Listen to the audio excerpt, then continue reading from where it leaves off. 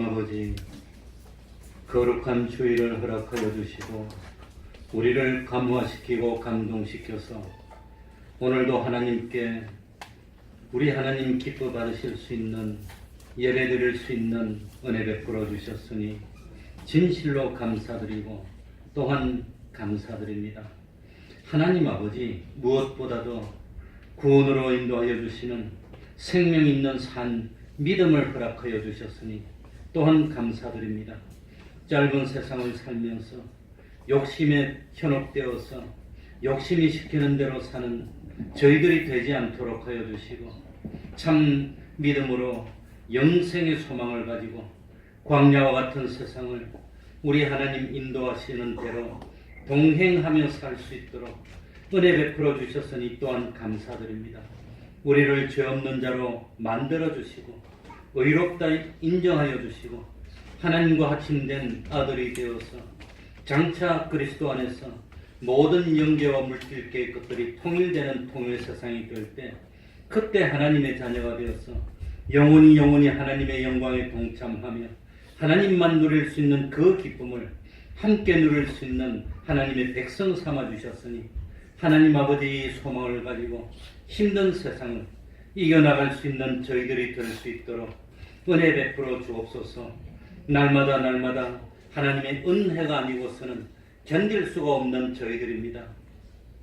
하나님 아버지, 사랑하는 하나님의 백성들, 참 세상에 살면서 물질로 어려움 당치 않도록 하여 주시고 건강 때문에 원망하는 일 없도록 하여 주시고 하루하루 살면서 하늘나라에 썩지 않고 쇠하지 않는 그 창고에 보화를 쌓는 그 기쁨을 내 기쁨으로 누릴 수 있도록 하여 주옵소서. 여러 가지로 허물이 많고 부족한 저희들이지만 주님은 저희를 세상의 빛으로 삼아주시고 세상의 소금으로 삼아주셨습니다. 하나님 아버지, 하나님의 자녀된 우리들이 마땅히 하나님의 백성으로 참 진리와 영감으로 세상에 살아서 언제 어디서 어떤 사건을 만나더라도 참 하나님의 백성된 본분과 도리를 다하며 진실로 빛된 삶을 살고 소금이 된 삶을 사는 저희들이 될 수 있도록 하여 주옵소서. 이 시간 모든 염려 근심 주님께 맡길 수 있도록 하여 주시고 주님 안에서 평안을 누리며 또한 기쁨, 구원의 그 도리를 깨닫는 기쁨을 누리는 복된 시간이 되게 하여 주옵소서. 주님의 이름으로 모인 곳곳마다 하나님의 은총이 함께하여 주시기를 바라며 예수님 이름으로 기도하옵나이다. 아멘. 다 같이 자리에서 일어나셔서 찬송가 97장입니다.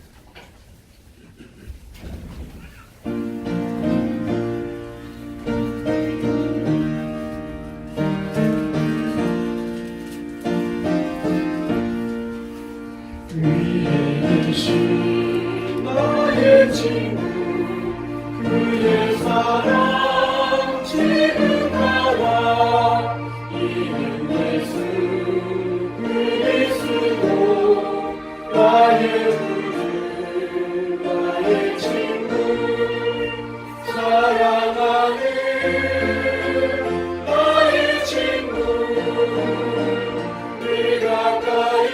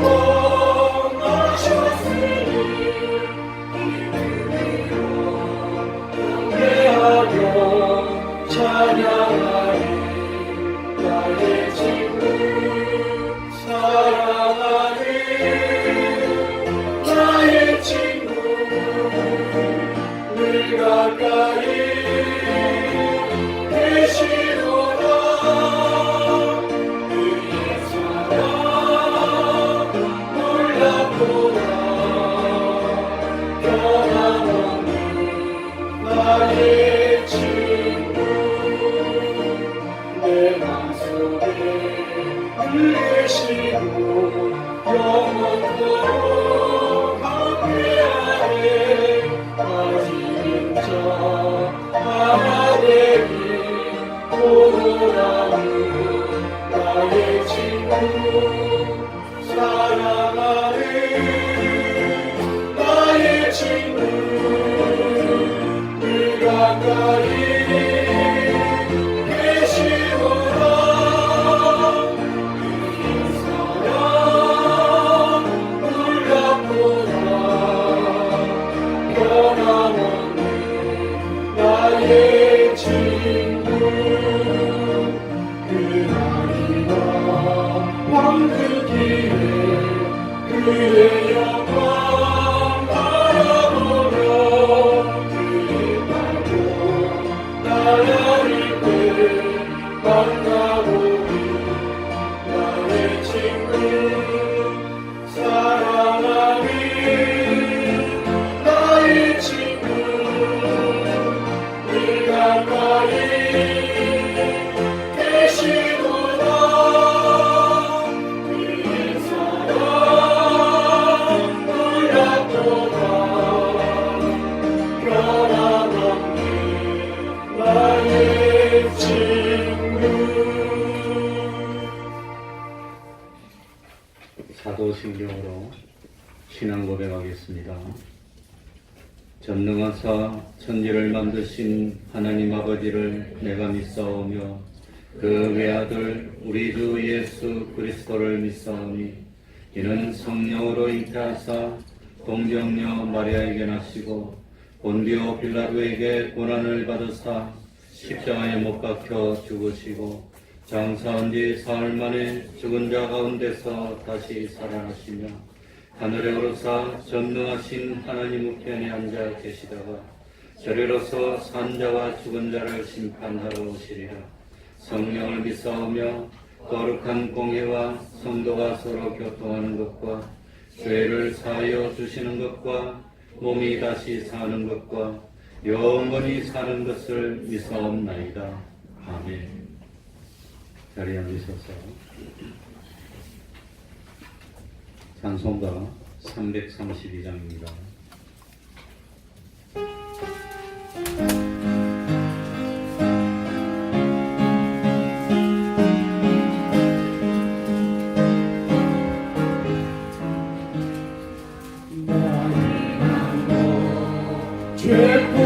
죄뿐이니 주 예수께 피벗기는 나의 마음을 깨끗하게 하옵소서. 물 가지고 날 씻든지 불 가지고 태우든지 내 안과 나가서 내 모든 죄 알아소서. 내 얼굴 밝히시니 참 기쁘고 고마우나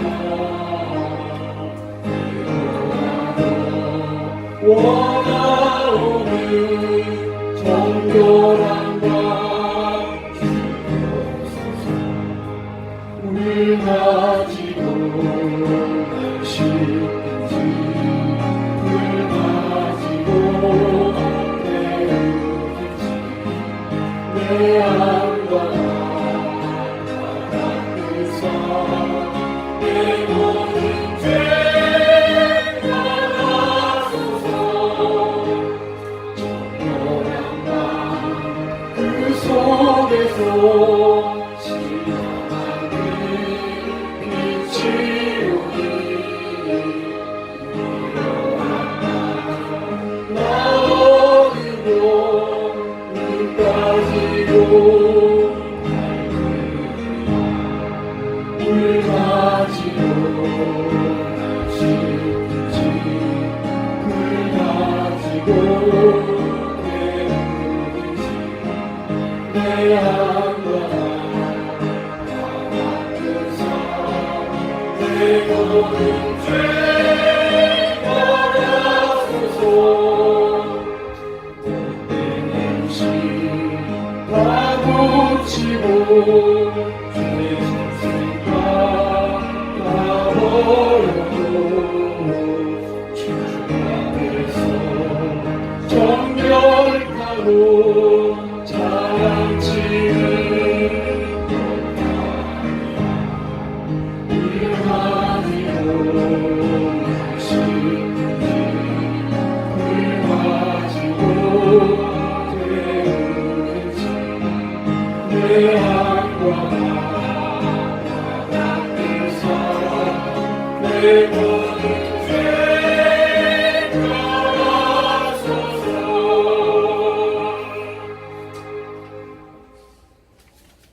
이 시간에는 교동문 12번을 교독하겠습니다. 교동문 12번입니다.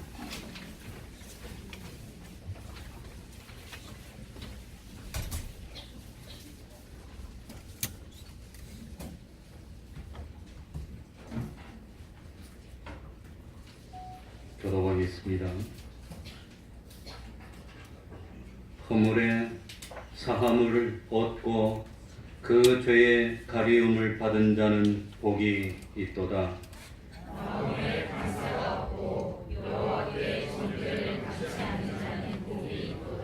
내가 토설치 아니할 때에 종일 신음함으로 내 뼈가 쇠하였도다.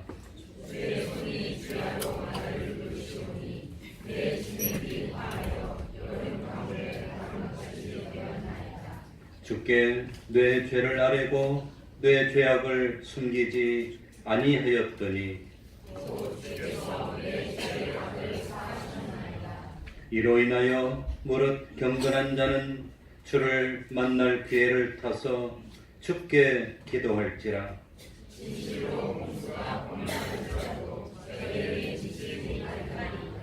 주는 나의 은신처 이오니 환난에서 나를 보호하시고 너희 여인들아 여호와를 기뻐하며 즐거워할지어다. 마음이 정직한 너희들아 다 즐거이 외칠지어다. 아멘. 이제 정강 성가대 찬양이 있겠습니다.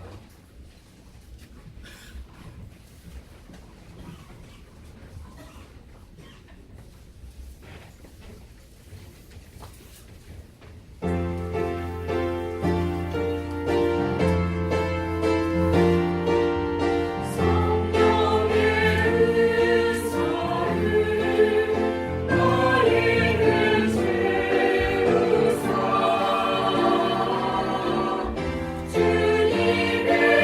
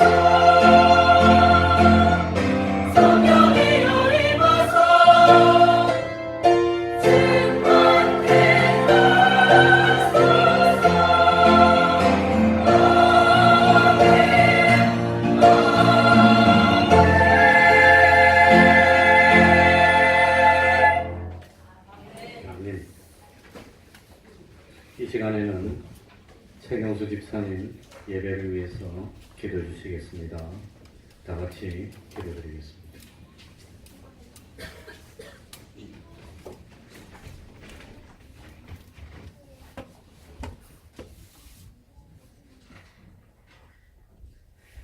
내가 평생토록 여호와께 노래하며 내가 살아있는 동안 내 하나님을 찬양하리로다.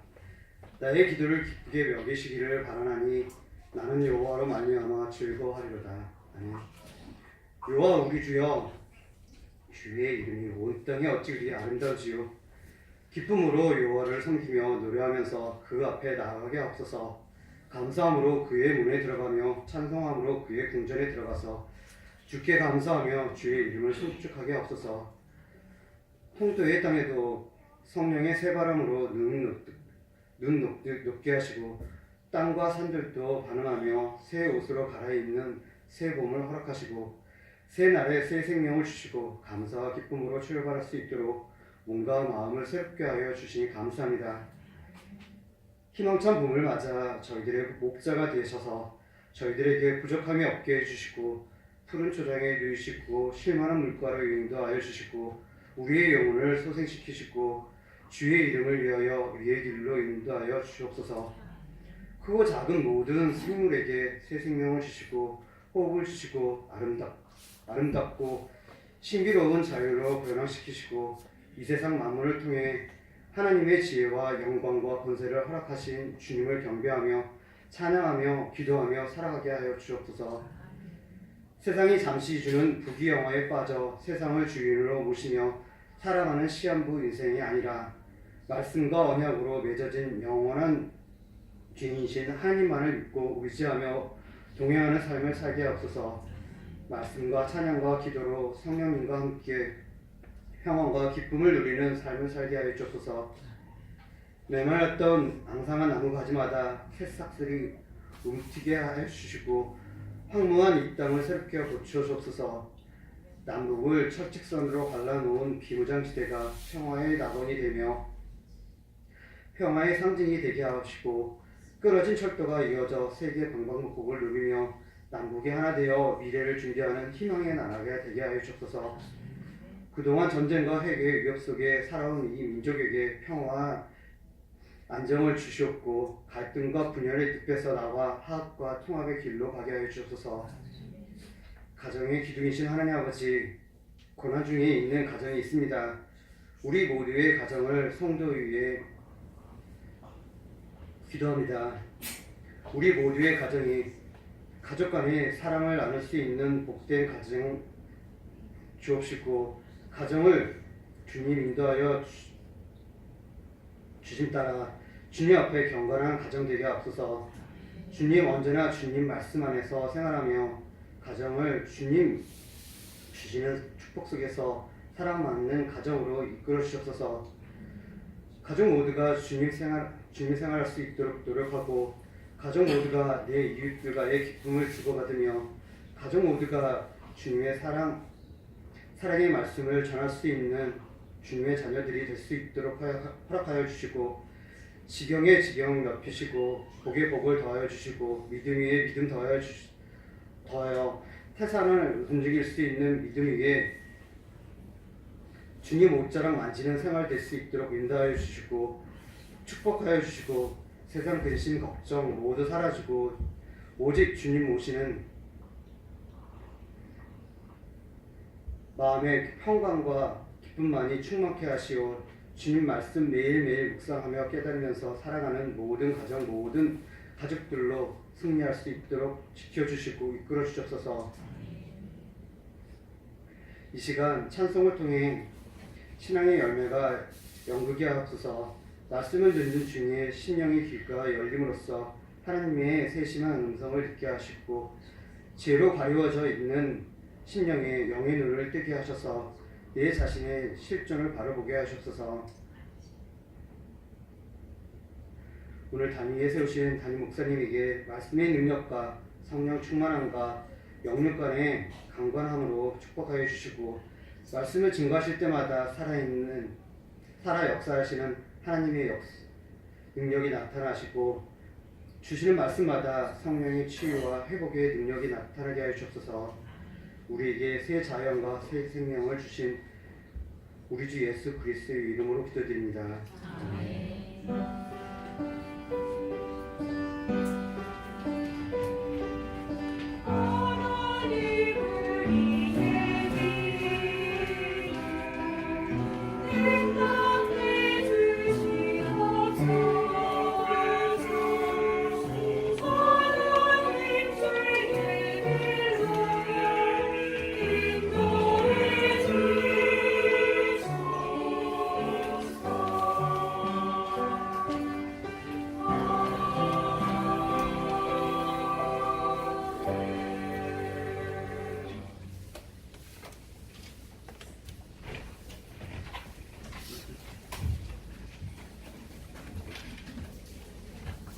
하나님의 말씀 요한복음 16장 16절입니다. 요한복음 16장 16절부터 24절까지를 제가 읽겠습니다.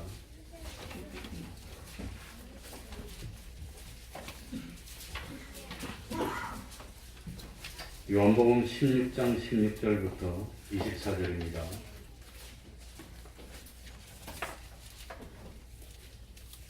제가 읽겠습니다.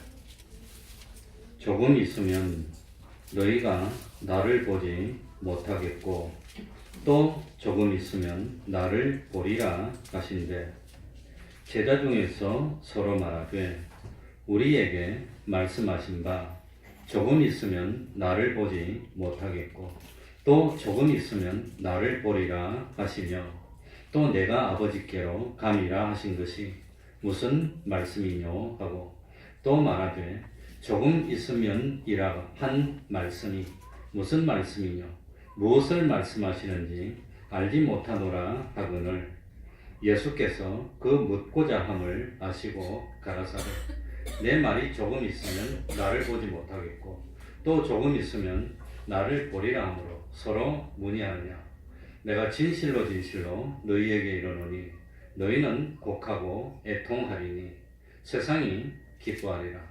너희는 근심하겠으나 너희 근심이 도리어 기쁨이 되리라.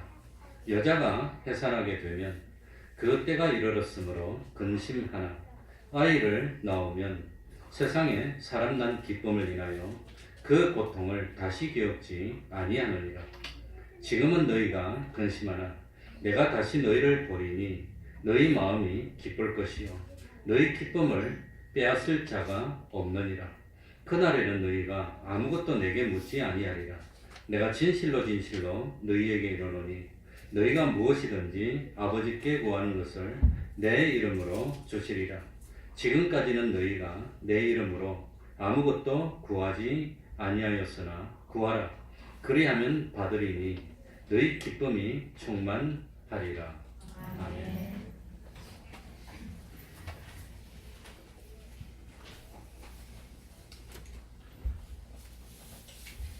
오늘 말씀의 배경은 요한복음 13장 1절에서부터 시작이 됩니다.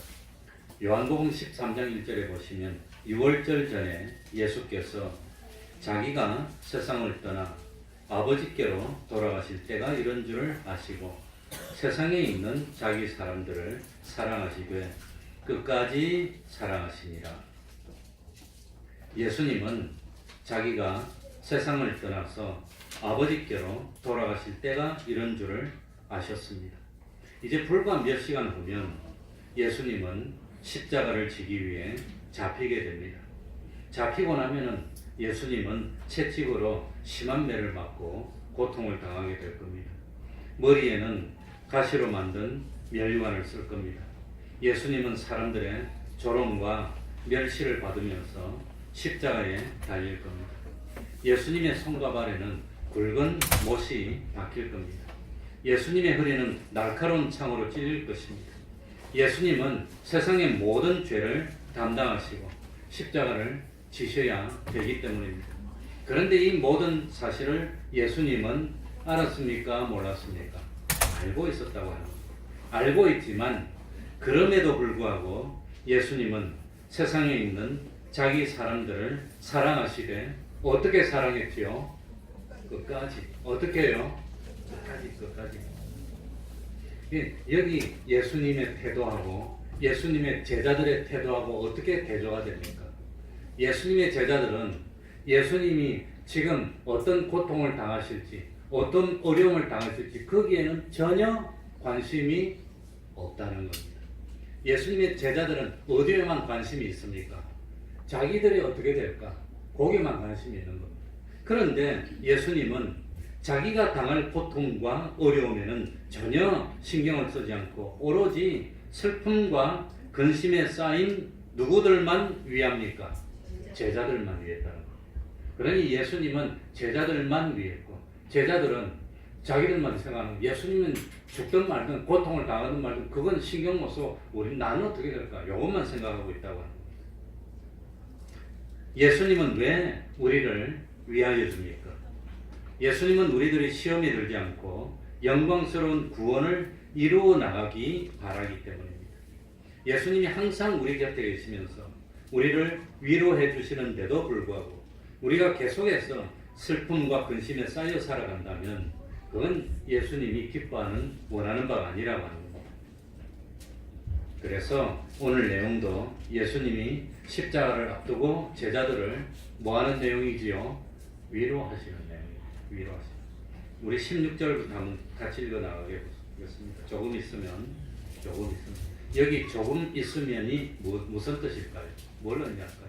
다 같이 읽겠습니다. 16절 시작. 조금 있으면 너희가 나를 보지 못하겠고 또 조금 있으면 나를 보리라 하신대. 이 조금 있으면이 몇 번 나오지요?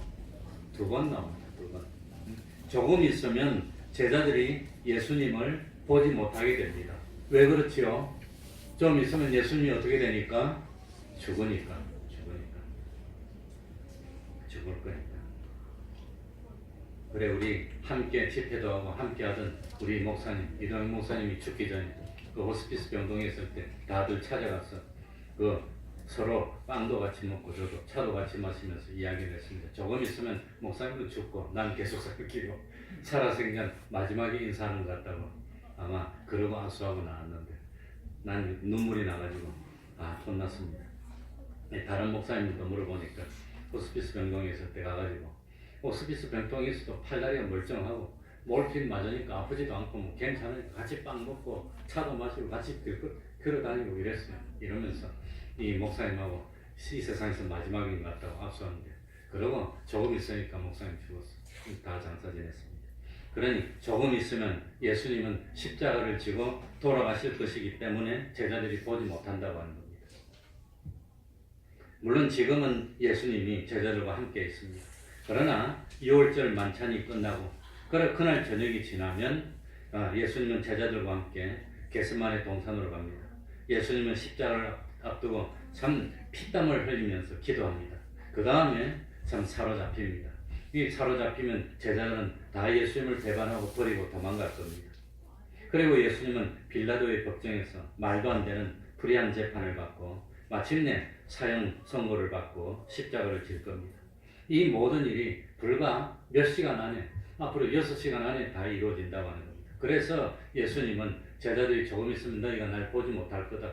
너희들이 먼저 날 버리고 다 도망갈 건데 어떻게 보겠어요? 그러고 죽을 건데. 그런데 두 번째로 조금 있으면 제자들이 다시 예수님을 보게 되리라는 겁니다. 그러니까 슬픔을 당하고 있는 사람들에게 가장 위로가 되는 것은 그 슬픔이 금방 뭐한다 그러지요? 끝난다는 것. 그 슬픔 얼마 안 갈 거야. 곧 좋아질 거야. 그것처럼 위로가 되는 말이 어디 있겠습니까? 그러니까 이 제자들이 슬픔을 겪는 것은 조금 만에 끝이 나게 된다는 겁니다. 그래 예수님은 이제 곧 제자를 떠날 겁니다. 이로 인해서 제자들이 슬퍼하고 있습니다. 그러나 예수님은 조금 있으면 제자들이 자기의 모습을 또 보게 될 거라고 하는 겁니다. 이 조금 있으면 제자들이 예수님을 또다시 보게 될 텐데 그 조금 있으면이 언제입니까? 언제일까요? 여기에 대해서 참 제일 먼저는 조금 있으면 예수님을 다시 보게 된다는 그 조금을 제일 먼저는 언제라고 생각했냐면 예수님이 재림하실 때라고 생각했습니다. 조금 있으면 예수님이 죽을 겁니다. 예수님 죽어서 못 보는 것은 한 6시간밖에 안 남았어. 그래, 몇 시간 안 남았는데. 그런데 예수님이 몇 시간 있으면 죽었다가, 야, 2, 3천 년 있다가 오게 된, 그걸 조금 있으면이라고 표현한다는 게 그게 앞뒤가 맞지 않고, 이 말이 안 되는 겁니다. 그래서 예수님의 재림 때는 아무리 생각해도 그건 아닌 것 같다고 생각했습니다.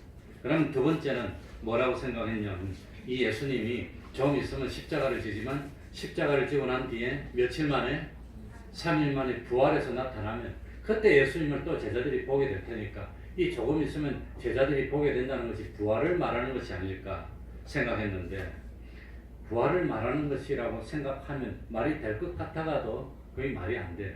왜냐하면 부활해서 예수님의 제자들이 예수님 다시 보고 기뻐서 막 좋아하다가, 조금 있으면 내 다시 볼 건데 기뻐서 막 좋아하다가 한 40일 기뻐하다가 내 또 다시 떠나버리면 또 못 본다면 그게 말이 됩니까? 그게 그건 또 말이 안 될 것 같아요. 그러니 내가 지금 좀 있으면 죽을 텐데 날 못 보게 돼서 너희들이 슬퍼하고 낙심하지만 한 3일 있으면 내가 부활할 거야. 그럼 너희들 다시 보게 될 거야. 그럼 얼마나 좋겠니? 그러다 한 40일 있으면 떠날 거야. 그럼 그건 완벽한 해답이 안 되는 거예요. 또 떠난다는 거예요. 그래서 결론적으로 말하면 조금 있으면은 언제란 말이죠? 뭘 가리키는 거죠? 네? 예수님이 떠나면서 뭘 보내주신단 말입니까? 보혜사 성령님. 그래, 성령님이 오순절 50일 만에 오실 건데 예수님이 40일 머무다가 떠나가는 거니까 열흘만 기다리면 그게 조금이라고 하는 거예요. 보혜사 성령님이 오시고, 그 성령님이 오시면 그게 바로 예수님이 오신 거나 마찬가지고, 그 성령님이 끝날까지 항상 우리 속에 계시고 함께 하실 것이기 때문에 조금 있으면 또다시 나를 볼 거라고 하는 겁니다. 조금 있으면. 그게 성령입니다. 그래서 이 요한복음 14장 16절 17절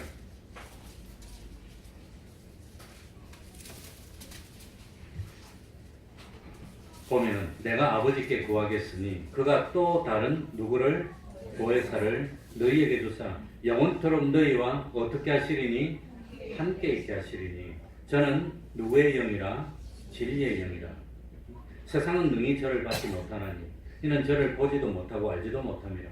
그러나 너희는 저를 아나니 저는 너희와 함께 거하시며 또 너희 속에 계시겠습니다. 그러니까 예수님이 떠나더라도 누가 오신단 말입니까? 성령님이 오셔서 우리와 계속 함께 계시면서 우리 속에 함께 있을 거라고 하는 겁니다. 그런데 요한복음 14장 18절에 보면 내가 너희를 고아와 같이 버려두지 아니하고 너희에게로 뭐하리라? 오리라. 내가 온다고 했는데 사실은 누구를 보내주신 겁니까? 그러니까 성령님이 오신 거나 예수님이 오시는 거나 뭐하단 말입니까? 같은 거라고. 같은 거. 내가 너희. 그런데 참 그 성령님은 로마서 8장 9절에 보면 하나님의 영이라고 표현했고 또다시 그리스도의 영이라고 표현합니다. 왜 성경은 대꾸법으로 많이 되어 있는데 먼저는 하나님의 영이라고 그러고 그걸 또 다른 말로 한 번 더 강조해서 재차 표현하는데 그리스도의 영이라고 그랬습니다. 그래서 예수님이 오시는 것이나 예수님의 영이신 성령님이 오시는 것이나 마찬가지라는 말씀입니다. 그래서 성령님이 오셔서 하는 일이 뭡니까? 성령님은 우리에게 예수님을 보여주는 일을 한다는 겁니다. 그래서 요한복음 14장 26절에 보혜사 곧 아버지께서 내 이름으로 보내실 성령 그가 너희에게 모든 것을 가르치고 누가? 내가 예수님이 너희에게 말한 모든 것을 생각나게 하시리라. 26절에 내가 아버지께로서 너희에게 보낼 보혜사 곧 아버지께로서 나오는 진리의 성령이 오실 때 그가 누구를 증거하실 것이요? 나를 예수님을 증거해서 깨닫도록 만들어 준다고 하는 겁니다. 그러니까 어쨌든지 복잡하게 이렇고 할 거 없이 조금 있으면 예수님이 십자가에 못 박혀서 죽으시니까 제자들이 보지 못하게 되고 그것 때문에 예수님을 상실해서 슬퍼하고 근심하고 염려하지만 또 조금 있으면 예수님을 보게 되는데 누구를 통해서 보게 된단 말입니까? 성령님을 통해서 보게 된다. 그런데 예수님의 말씀을 이해하지 못해서 당황하는 제자들의 모습이 17절, 18절, 19절에 계속 나옵니다. 우리 17절 읽어봅시다. 제자 중에 이제 예수님의 말을 듣고 당황합니다. 같이 읽어보겠습니다. 제자 중에서 시작. 제자 중에서 서로 말하되 우리에게 말씀하신 바 조금 있으면 나를 보지 못하겠고 또 조금 있으면 나를 보리라 하시며 또 내가 아버지께로 가미라 하신 것이 무슨 말씀이뇨 하고. 그러니까 이 제자들이 예수님의 말씀을 듣고 이해를 못합니다. 우리에게 조금 있으면 나를 보지 못하겠고 또 조금 있으면 나를 보리라고 했는데 이게 무슨 말이냐, 이해할 수가 없다고 하는 겁니다. 조금 있으면 나를 보지 못하겠고 예수님이 죽어서 장사 지내면 보지 못하는 건 맞는데 그런데 또 조금 있으면 또 본다고 하는데 도대체 이게 무슨 말이냐, 이게 뭐 죽는다는 말이냐 산다는 말이냐, 아리까리하고 아리까리하고. 그러니까 참 제자들이 이해가 안 됐습니다. 조금 동안만 죽었다가 그 다음에 다시 살아나고 볼 수 있고 그런단 말인가, 이해가 되지 않았습니다.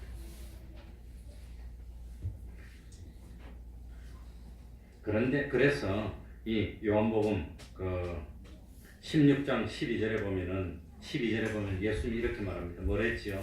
내가 아직도 너희에게 이럴 것이 뭐하나 많으나 지금은 너희가 뭐하지 못하리라, 감당하지 못할 것이기 때문에 많은 말 해줘도 못 알아들으니까 그걸 다 못 해주겠다고 하는 겁니다.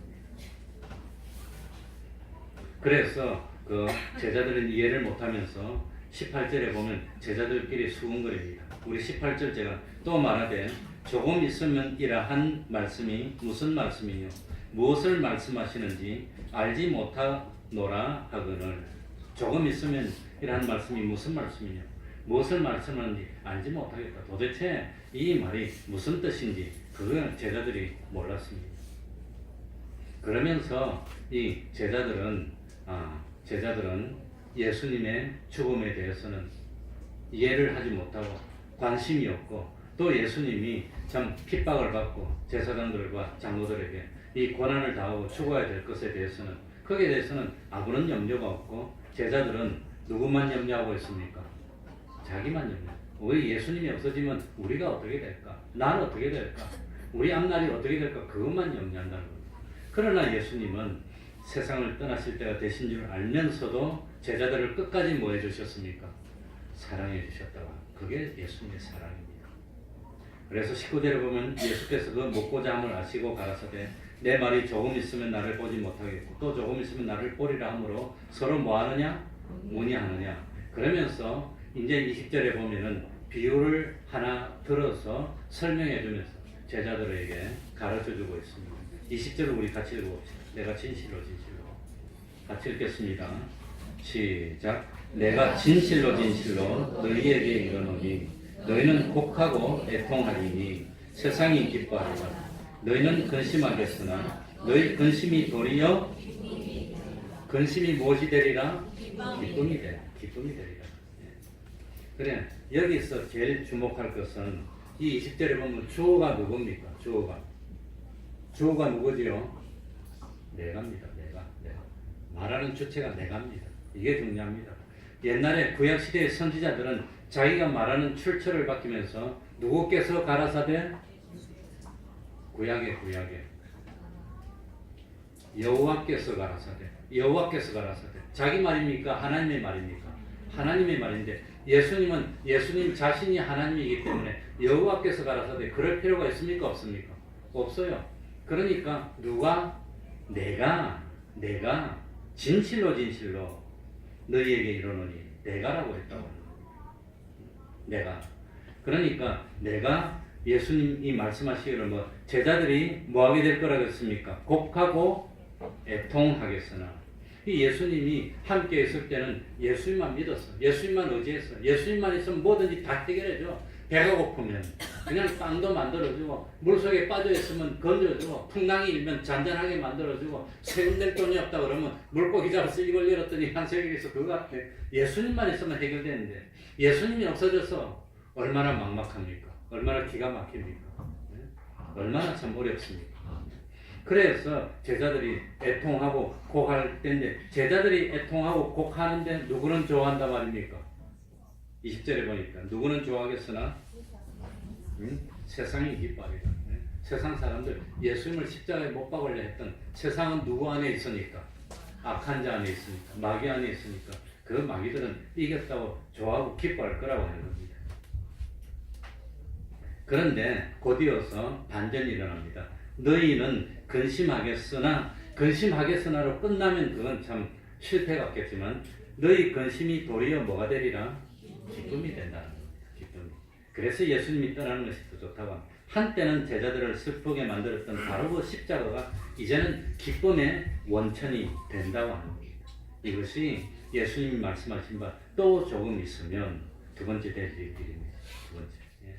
그래, 예수님을 믿지 않는 자들은 어떻게 자기의 지도자가 십자가에 달려서 죽었는데 기뻐할 수 있을까 하면서 의아스럽게 생각할지 모르지만, 그러나 예수님이 부활하시고 성령님이 제자들에게 임하시고 난 뒤에 제자들은 큰 기쁨을 가지고 두려움도 없어지고 이제는 나가서 자랑스럽게 복음을 전하게 됐고, 그 십자가를 나중에는 무엇으로 여겼지요?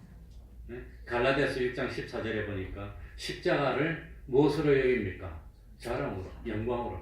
그래서 십자가 외에는 뭐 할 것이 없더라? 자랑할 것이 없다. 십자가 외에는 자랑할 것이 없다. 그래서 성령님이 오고 난 뒤에는 십자가가 이제 더 이상 슬픔이 아니라 기쁨이 되고, 이 십자가가 참 얼마나 기쁨이 되고 좋으면 십자가에 뭘까지 만들어 달고 다닙니까? 목걸이까지 하고 다닙니다. 목걸이. 이게 참 이상하게 십자가는 목걸이 만드는데 이 교수형하는 이 올가미는 목걸이 하는 사람이 없더라고 보니까. 예? 그럼 올가미도 목걸이를 하고 다녀야 될 거 아니에요. 예? 올가미 쭉 보여주면서 서대문 가면 거 사람 기름으로 건드는 그거는 이 목걸이로 아무도 안 하는데 십자가는 그렇게 자랑스러워. 이게 기독교의 영향이에요. 그 서양 사람들, 저기 뭡니까? 팔레스타인 사람들은 십자가 보면 진절머리가 날 거예요. 그게 형틀로 잡혀서 사형 집행을 당하는 그런 걸 본 사람들은 진절머리를 느끼겠지만, 우리는 그걸 무엇으로 여깁니까? 자랑으로 여기니까 목걸이를 하지, 목걸이를. 내가 아무리 눈치껏 봐도 대한민국에 이 뭡니까? 이 올가미 이걸 목걸이 한 사람은 한 번도 못 봤습니다. 그런데 실제로는 십자가하고 올가미하고 뉘앙스가 똑같은 거예요. 똑같은 건데 우리가 그게 기쁨으로 돼. 그게 근심이 뭐로 바뀌었단 말입니까? 기쁨으로. 그래서 십자가는 더 이상 끔찍한 형틀이 아니고 우리의 자랑이 됐다고 합니다. 그래서 로마서 8장 28절에 우리가 알거니와 하나님을 사랑하는 자 곧 그 뜻대로 부르심을 입은 자들에게는 모든 것이 합력하여서 결과는 뭐가 된단 말이죠? 시작이 아무리 좋아도 마지막이 비참이면 성공일까요? 실패일까요? 실패입니다.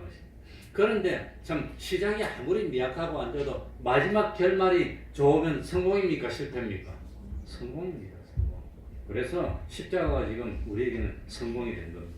합력하여서 뭘 이뤘단 말이죠? 선을 이뤘다는 겁니다. 그걸 믿습니까? 그러니까 하나님이 우리에게 주시는 현실은 지금 내 육신의 욕심에 합당하든지 아니면 힘들고 어렵든지 나는 이해를 못하지만 영원 전부터 영원 후까지 보시는 하나님 보시니까 결과적으로 좋게 된다는 말입니까? 나쁘게 될 현실입니까? 좋게 되는 현실만 주셨기 때문에 합력하여 뭘 이룹니까? 선을 이루니까 어떤 현실을 주시더라도 내 구원에 없어서는 안 되는 현실이고 내 구원을 위해서 반드시 있어야 되는 현실이고, 그러니 어떤 현실이 오더라도 기뻐할 수 있는 것, 이게 믿는 사람이라는 겁니다. 이걸 믿어야 됩니다. 그러면서 하나님은, 예수님은 이해를 돕기 위해서 비유를 하나 더 해주셨습니다.